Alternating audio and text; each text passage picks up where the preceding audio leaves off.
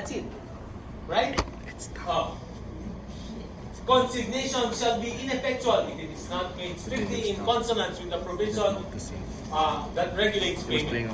Which means the tender of payment must have been made with the requisites of valid payment, done by the right person to the right person with the right currency at the right time in the right place. Diba? Kung hindi niya ginawa yon, then there's no business of consigning the payment. Diba? Ika nga, if debtor says, ayoko makita pagmumukha ng creditor, can I go consign?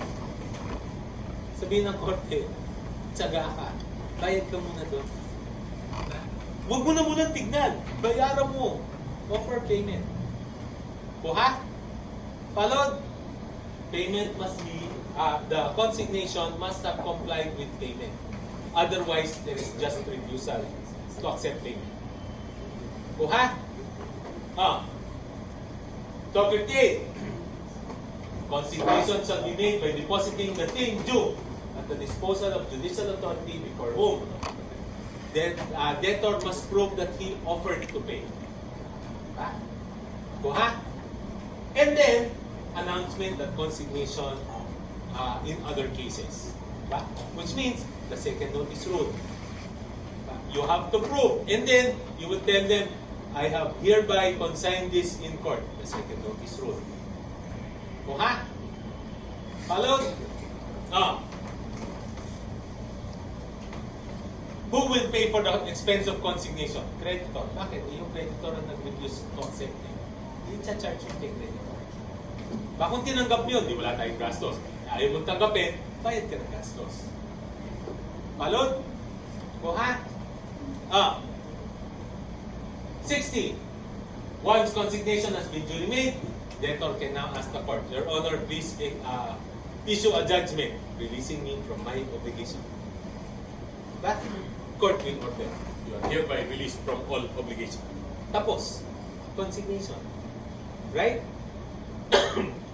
Unfortunately, there is a second paragraph to 1260. Ano yan? Before creditor has accepted the consignation or before a judicial order has been properly made. Judicial order yun. And all that. Debtor may withdraw the thing or the sum deposited allowing the obligation to remain in force. Ano yan? Okay. So, remember yung example ko sa inyo. I promise to give 100,000 to the winning ticket of a raffle that we are organizing. 100,000. Okay? Pero, nagbunatan. Ito na, ang winning number. Person with the winning number, please come to my office at any reasonable business hour and I will give to you your prize. Here. 6 na buwan na, walang nag-claim. Am I still liable?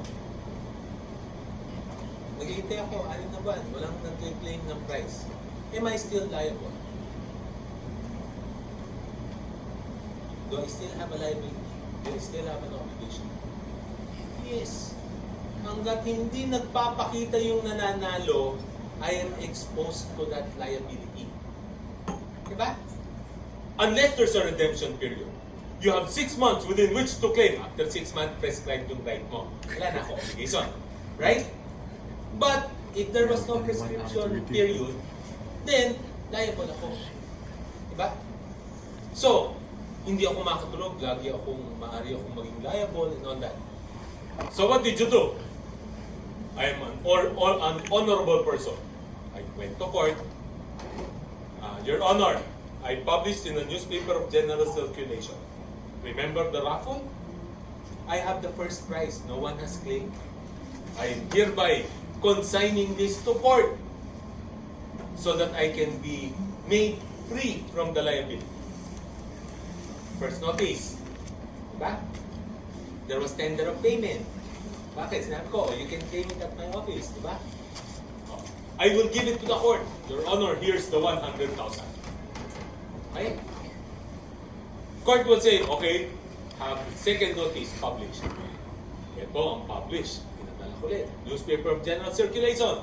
The money is now with the court. You want to claim, you go to court. Claro. So happy ako. Punta ako sa bahay. Pag uwi ko sa bahay, sabi sa asawa ko, see, I'm a very honorable person.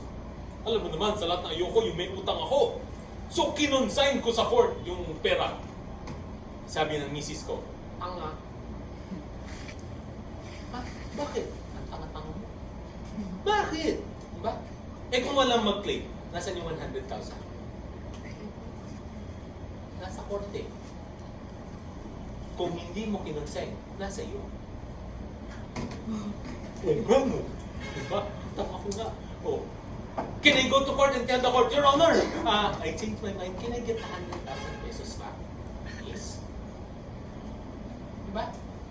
Provided the creditor has not yet accepted the consignation and the court has not yet issued an order releasing you from your obligation, pwede mo pa siyang bawiin. So, diba? raffles are... See? Pwede mo pa siyang bawiin. Because if the creditor says, Your Honor, I am the ano, pag binalikan mo yun, sasabihin sa'yo ng court, tapos na, naibigay ko na kay creditor eh. Wala ka nang kukunin. Diba? Creditor has accepted consignation. Or, court ordered dissolution, yung release from obligation. Sorry, hindi mo na pwedeng kunin.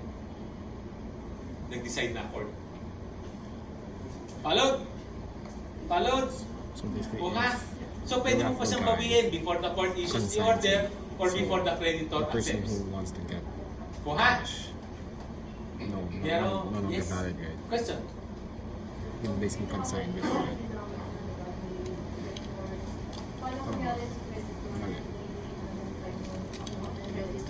Wala, too late na. Hindi na niya pwedeng bawiin. Bakit? Nakuha na nga ng creditor eh. Diba? Hahabulin ulit ni creditor si debtor. After the 6 months mag-apply. Liable pa. Wala pang order releasing him from liability. Diba? That's why, pag withdraw niya, it allows the obligation to remain in force. Diba? Debtor is taking the chance that If the walang debtor doesn't mag-claim. appear. Malot? Kuha? Ah. So, that is 1260. 1260, 61. If consignation having been made, creditors should authorize debtor to withdraw the same. He shall lose every preference which he may have over the day. Go get the debtors, creditors, and surety shall be released. Ano yan? Okay, ganito. Kinonsign ko. Okay? I should give it to the court. Told the court, Your Honor. Ito, please declare me released. Court says, you are hereby released from all obligation. Can debtor withdraw? No more.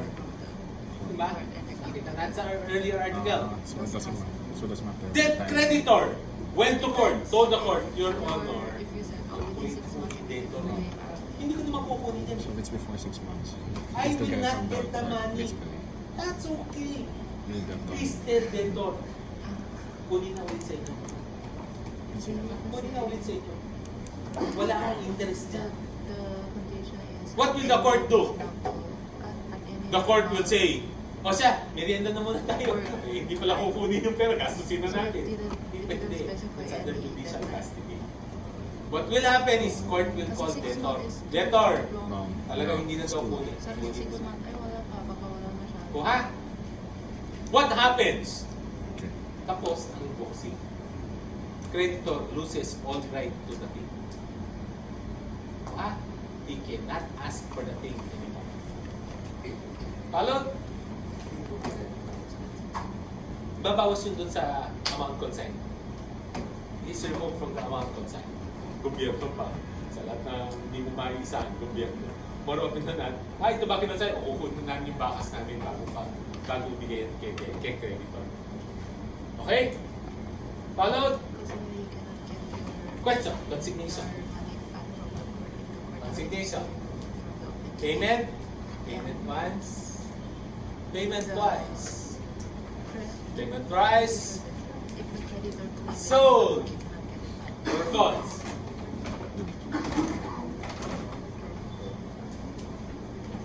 Is the creditor got it back from the court? Or let's say if the creditor For got it. example, I owe you. Number 5. You didn't pay me. Debtor who pays a third party.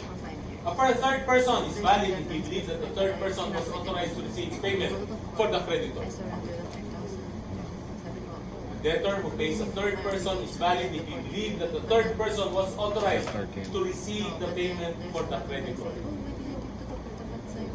True, false.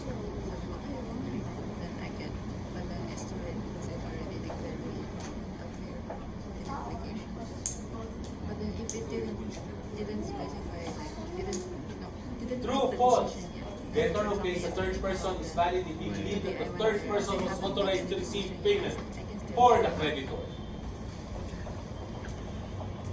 True, false. True, false. Number 4, 5. Why false? Led on to believe. Alin? Dapat kung ba the third party should be led, you should be led on to believe by the third. Kaya nga, if I believe, if the debtor will believe that the third person is authorized to receive payment, is the payment valid?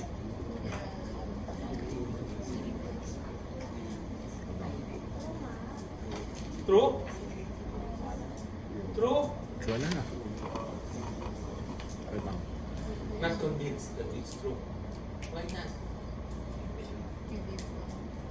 Ibang is believer. Dapat, he was like, dapat hindi siya tubig, hindi yung dapat sarili ng akala. Akala. Assumption. Di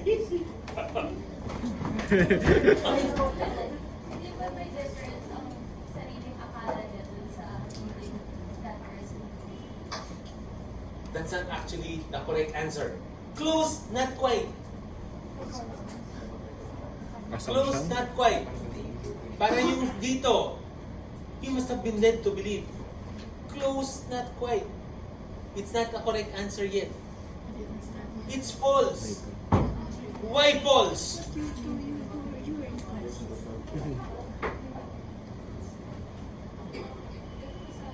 false if he was informed that the third person was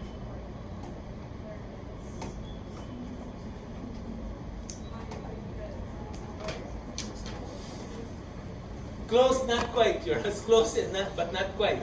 What's wrong? It's the word believer. Why is it false? The creditor must have led him to believe. It's not sufficient that he actually believed. The creditor must have led him to believe. Must If a have. third person told him, no, he's authorized to pay, and it is not the creditor, but payment is not valid. Bakit? Ano kinalaman ng third person? Bakit mo pinaniwalaan yun? If the creditor was the one who said, yun, pwede ka magbayad doon. At naniwala ka, okay.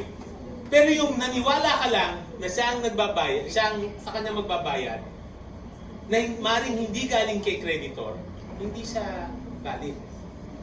O ha? Hence, false. Creditor must have led the debtor to believe. It is not sufficient that debtor was made to believe. It must be the creditor who has led him to believe. Kuha? Kuha? Kaya tama yung kanya eh. E paano kung sinabihan siya? Oo, Nino. Must have Kailangan led creditor. to believe.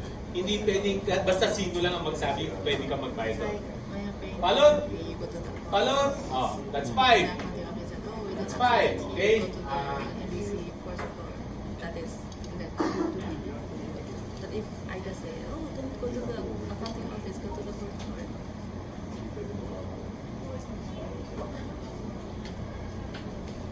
Must have led him to believe. The creditor. Number 9, in session, creditor may keep the property delivered to him in payment of a receivable. Third party. In session, creditor may keep the property delivered to him in payment of his receivable.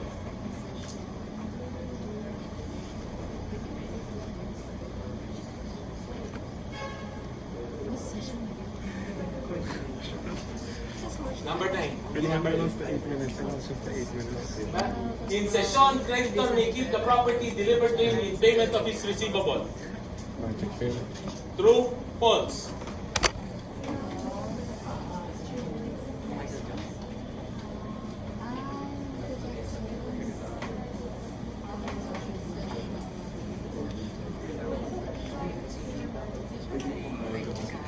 True, false. I'm trying to remember my memory. Frequent getting short. Final answer? False. Remember the difference between session and dasyon? In dasyon, you become owner of the thing. In session, you have to sell it to satisfy your obligation. Kuha? Kuha? Oh. In session, you have to sell the property you acquired to settle your debt. It's a false. Kuha? Oh. Nandun yan sa what's the difference between dasyon and session. Kuha? Oh. Payment in another currency is valid if the debtor agrees to it. The creditor must be the one to agree, not the debtor. Diba? Yeah, Okay? creditor. Oh. False.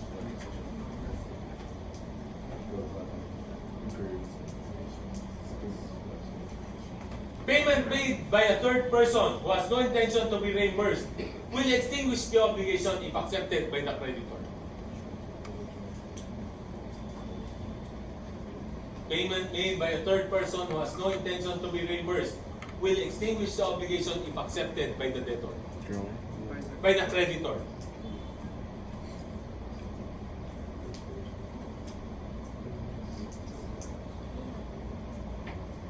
False.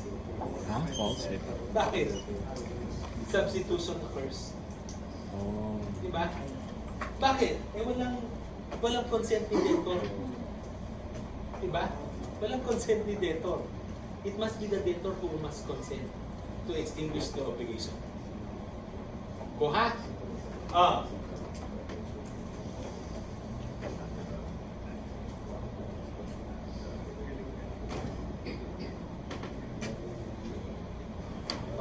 This is a very dangerous question. Number 20. When the court orders the debtor not to make payment, debtor may still opt to pay the creditor, although such payment will not be deemed valid. What?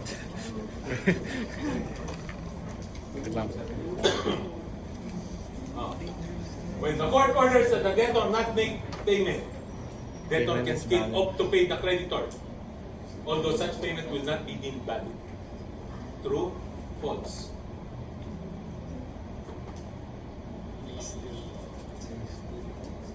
May still. Huh? When he's told not to pay and he still makes payment, can he make payment? Wait lang. Although such payment will not be deemed valid. This is a case of double negatives. Double negatives. But this is a case of double negatives. Double negatives equals positive po siya. Nakakasakit ng ulo ba? Oh. When the court orders the debtor not to make I payment, don't know. Wait. debtor may still opt to pay the creditor, although such payment Because will be what will be deemed will not be deemed valid. True, false.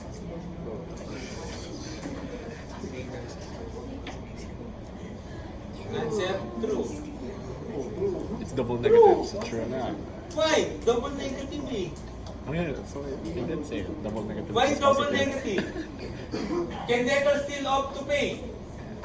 Huh? No, it's not valid. Diba? When the court ordered, remember yung ating article na ang explanation lang makulit, sabi ng huwag magbayad, nagbayad ka pa. Hindi tuloy valid ang payment mo. Deemed valid by. Tama? Deemed valid by. Oh, Which first? kaya nga it's not invalid. Pwede niyang bayaran pero hindi pa rin valid. Di double negative. Kuha? So, double negative being true. Positive.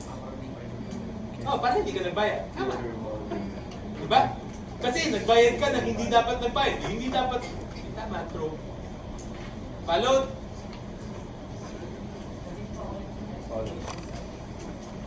Number? 15. It does not extinguish. Why? Because if it is without the consent of the debtor, the obligation is merely substituted. Ang new creditor is the third party. Oo na eh. Diba? From creditor to creditor. Kuha? Right of reimbursement happens. Kuha? Okay. Ah.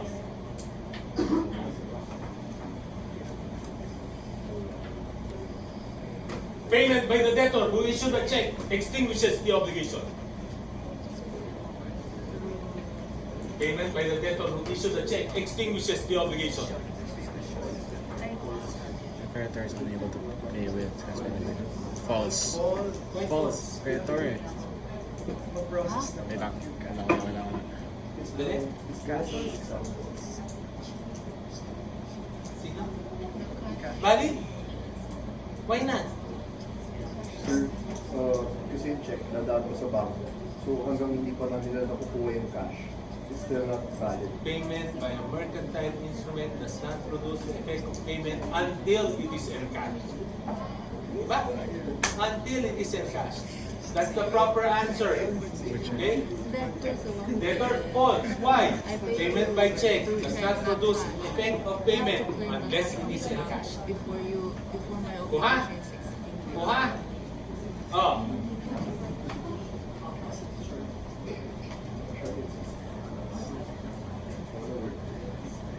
Payment to a minor creditor can only be made via consignation. Payment to a minor creditor can only be made via consignation.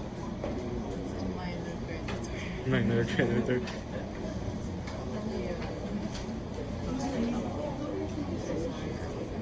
Ah, 27. Okay. Even if I was here, I have short memory. It's okay, we can study together. Minor, below 18 years of age, minor credit. Hindi minor as in minimal creditor. Minor creditor. Alin?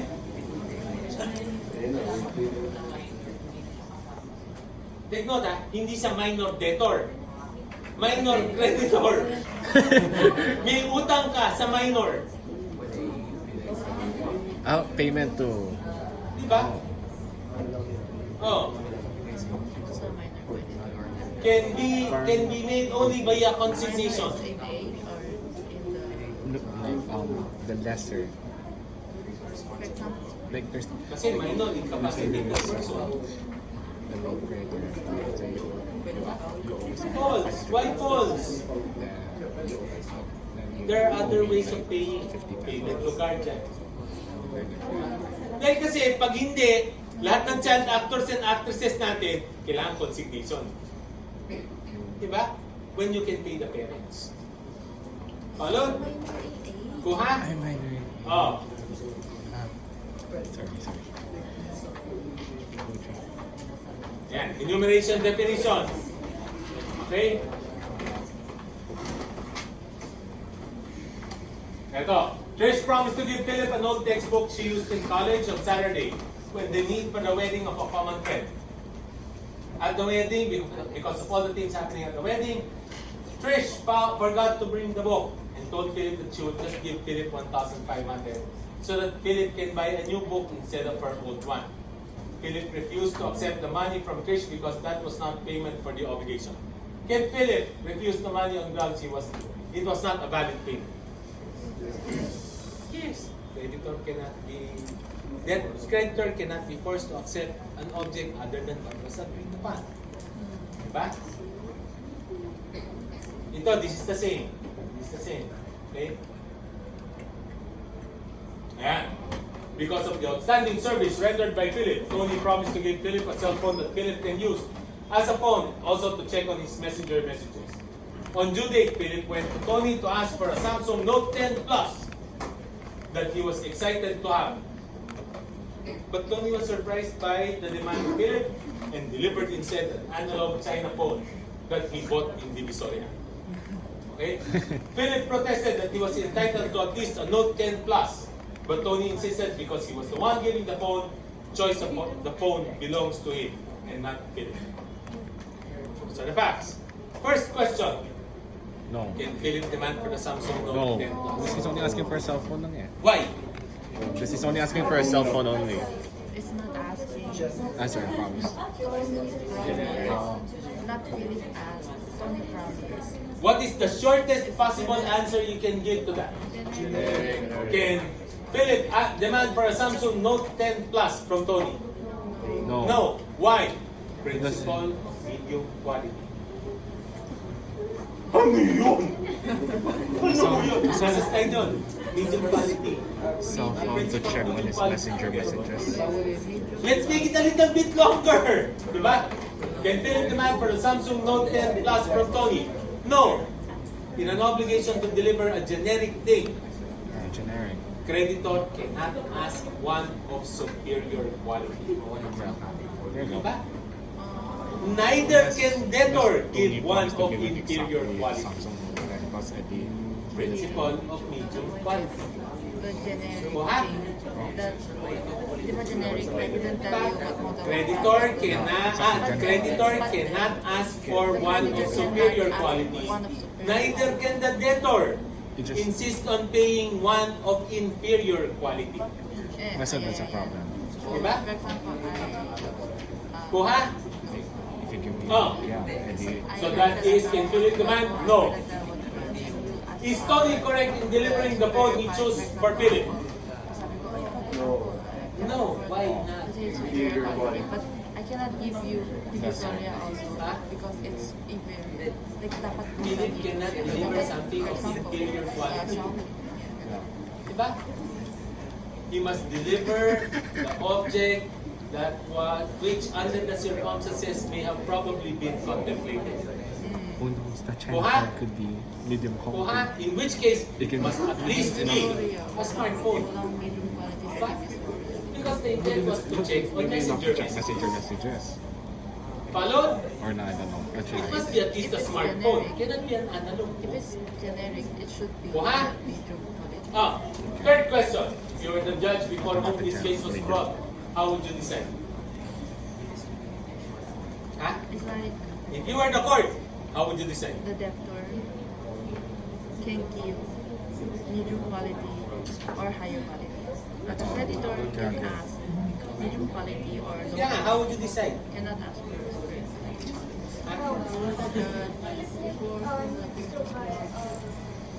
stole it. Judge, if I were the judge, sheriff, buy a smartphone. Any smartphone, deliver to debtor, charge creditor. Right? Right? Diba? Remember, in an obligation to deliver a generic thing, it can be bought by the court and charged to. I would decide that way. Follow? Kuha? Oh. Court by a smartphone. Give to the creditor and the debtor. Okay, so question, payment. Okay. Payment? That's No, payment. Payment once, payment twice. Yes. Actually, there's one thing I'm not sure. There was something about justifiable reason, but I don't know what we could consider as a justifiable reason. Bayad ulit. Yes. So, kailangan nagastos na po bago yung No. Kailangan, the next morning, may 5,000 ako. Para saan to? Bali. Diba? Nung bumalik ang katinuan niya, bali na siya. But the problem is, creditor runs the risk that his payment might not be valid. Hence, the safest bet is consignation. Ha? In consignation earlier, sir, there was justifiable reason. So, how can you consider which one's a justifiable reason? Creditor cannot be forced to accept irregular payment. Justified. That's all. Diba? Creditor cannot be forced to accept partial payment. Justified. He refuses to accept. Diba? Another example. Creditor cannot be compelled to receive an object other than what was agreed upon. Then that's Just if Diba? I owe you 50,000 pesos. Dating ako, may dala akong stereo set. Can you refuse payment? Yes. Can I go consignation? No. You're allowed justified to refuse payment. The law says you can refuse payment. Ha? Okay, payment. Payment once, payment twice. No, say so. So, Partial payment.